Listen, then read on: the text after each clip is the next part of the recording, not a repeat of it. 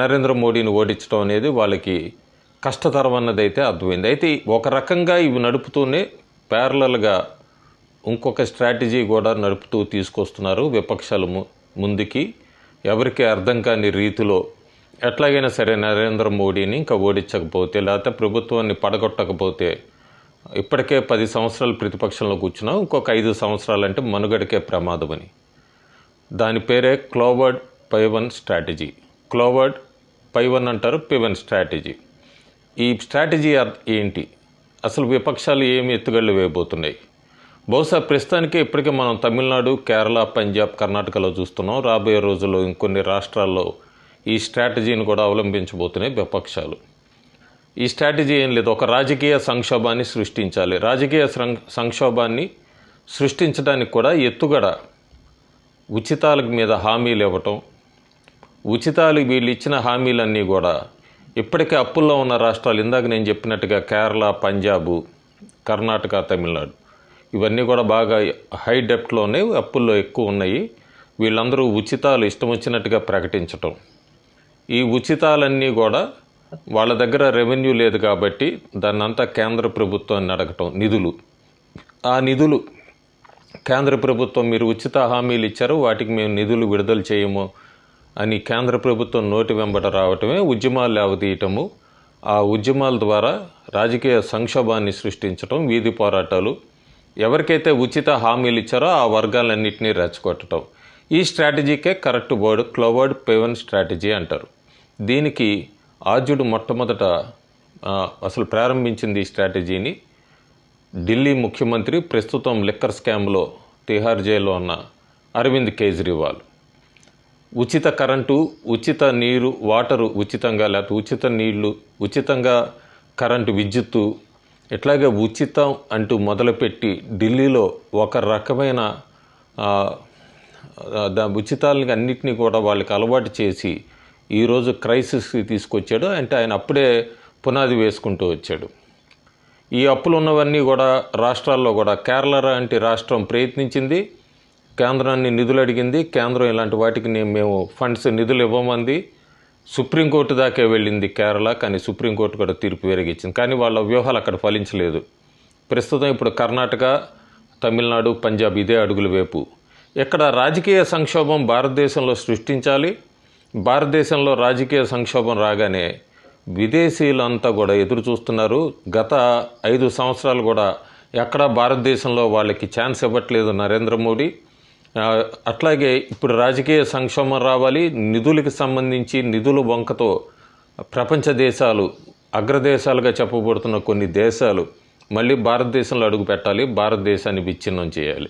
ఇదంతా కూడా భారతదేశంలో నడుస్తున్న ఒక కొత్త రకమైన ఎత్తుగడ. దాని పేరే ఇందాక నేను చెప్పినట్టుగా క్లోవర్డ్ పైవన్ స్ట్రాటజీ. ఈ విదేశాలను 2019 నుంచి 24 దాకా ఎక్కడా కూడా విదేశాలను ఎవరిని కూడా ఇలాంటి వాటికి ఎంటర్టైన్ చేయలేదు, ఎక్కడ చోటు ఇవ్వలేదు నరేంద్ర మోడీ. అంతేకాకుండా జీడిపిలో కూడా మనం 5వ స్థానంలోకి వచ్చేసాము. ఆయన ఖచ్చితంగా చెప్పాడు 3వ స్థానానికి తీసుకెళ్తానని. అంతేకాకుండా మొన్న కోవిడ్ పాండమిక్ అప్పుడు కూడా వ్యాక్సిన్స్ ఇవన్నీ కూడా భారతదేశం ఎంత ముందు ఉంది. విదేశాలు అమెరికా లాంటి, ఫైజర్ లాంటి వాటిని వీళ్ళందరినీ కూడా భారతదేశంలోకి అడుగు పెట్టనివ్వలేదు.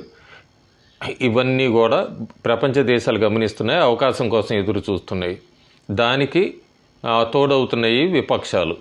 సో మనం రాబోయే రోజుల్లో భారత పౌరులు కానీ ప్రస్తుతానికి అందరూ కూడా గుర్తుపెట్టుకోవాల్సింది, చాప కింద నీరులాగా ఈ స్ట్రాటజీని ఇంప్లిమెంట్ చేయడానికి నడుస్తుంది విపక్షాలన్నీ కూడా. ఈ స్ట్రాటజీ ఏం లేదు, ఉచితాల స్కీముల మీద ప్రజలందరికీ హామీలు ఇచ్చి ఆ హామీలకి మా దగ్గర నిధులు లేవు, కేంద్ర ప్రభుత్వం మాకు నిధులు ఇవ్వట్లేదు, కేంద్ర ప్రభుత్వాన్ని అడగండి మీరు అని చెప్పి ఒక పొలిటికల్ క్రైసిస్.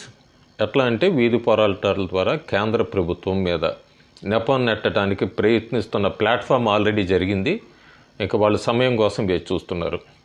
దాదాపు లోక్సభ స్పీకర్ జూన్ 26వ తారీఖు లోక్సభ స్పీకర్ని ఎన్నుకుంటారని తెలుస్తోంది. ఆ తర్వాత పార్లమెంట్లో విపక్షాలు దీని మీద మొదలుపెట్టి అక్కడి నుంచి ఉద్యమాలు లేవనెత్తడానికి ప్రయత్నం చేయబోతున్నారు. వాళ్ళ ఉద్దేశం ఒకటే, దేశంలో మళ్ళీ అశాంతి ఇవన్నీ కూడా మొదలు పెట్టాలి, చేయాలి భారతదేశంలో. ఒక పక్క ఎప్పుడూ చూడనట్టుగా జమ్మూలో మళ్ళీ ఉగ్రదాడులు మొదలైనవి. రాబోయే రోజుల్లో కొన్ని ఉద్యమాల పేరిట రైతుల ఉద్యమం అవ్వచ్చు, లేదా ఇలాంటి ఉచితాలకు సంబంధించి నిధులకు సంబంధించి కేంద్ర ప్రభుత్వం వివక్ష చూపిస్తోంది, ఇట్లా అని మళ్ళీ కొత్త ఉద్యమాలు మొదలయ్యే అవకాశం మెండుగా బాగా ఉన్నాయి. ఎప్పటికీ కాంగ్రెస్ కూటమి అయితే ఎన్డీఏ కంఫర్ట్గా లేదు, ఎప్పుడైనా పడిపోతుంది అనేది ఒక స్పెక్యులేషన్ పేలర్స్ బయటకు రిలీజ్ చేస్తూనే ఉన్నారు. అందుకే వెస్ట్ బెంగాల్కి సంబంధించి టీఎంసీ ఎంపీ అంతా కూడా మా వైపు బీజేపీ ఎంపీలు ముగ్గురు చూస్తున్నారని, ఇట్లా ఒక రకమైనవి ఉత్తరప్రదేశ్కి సంబంధించి కూడా కొన్ని పేలర్స్ యోగి ఆదిత్యనాథ్కి అమిత్ షాకి పట్టలేదు, ఆర్ఎస్ఎస్కి పట్టలేదు, ఆర్ఎస్ఎస్కి బీజేపీకి పడట్లేదు, కారణాలు అంతర్గతంగా ఆర్ఎస్ఎస్ బీజేపీకి ఏమైనా నడుస్తున్నా కూడా దాన్ని బయటికి తీసుకొచ్చి ప్రచారం తీసుకొచ్చి ముస్లింలు హిందువుల మధ్య కూడా కొద్దిగా విద్వేషాలు రగిలించి అట్లాగే పార్టీలో ఇంటర్నల్గా సంక్షోభం క్రియేట్ చేసుకొని ఎట్లాగైనా ప్రభుత్వాన్ని పడగొట్టాలి అనే ఒక ఆలోచనతో ముందుకెళ్తున్నారు. దానికి ఈ క్లౌడ్ పవన్ స్ట్రాటజీని యాడ్ చేస్తున్నారు. దీనికి ప్రపంచ దేశాల్లో అగ్రదేశాలుగా చెప్పుకుంటున్న కొన్ని దేశాలు కూడా వీళ్ళకి ఆ ప్లాన్ ఎగ్జిక్యూషన్ ఎట్లా అనేది చెప్తున్నారు. సహాయ సహకారాలంటే ప్లాన్ ఎట్లా చేయాలి, ఏంటి, ఏ సమయంలో అనేది. సో ఇవన్నీ రాబోయే రోజుల్లో మనం చూడబోతున్నాము. భారతదేశ ప్రజలందరూ కూడా అలర్ట్గా ఉండాల్సిన సమయం ఇది. ఇట్లాంటి స్ట్రాటజీస్కి, ఇట్లాంటి వాటికి అన్నిటికీ కూడా ఎక్కడ వాళ్ళ జీవితాలు పాడు చేసుకొని రోడ్ల మీదకి వచ్చి వీధి పోరాటాలు చేసి రాజకీయ ఉచ్చులో పడితే వాళ్ళ భవిష్యత్తు ప్రశ్నార్థకం అవుతుంది. రాజకీయ పార్టీలు బాగానే ఉంటాయి. Thank you.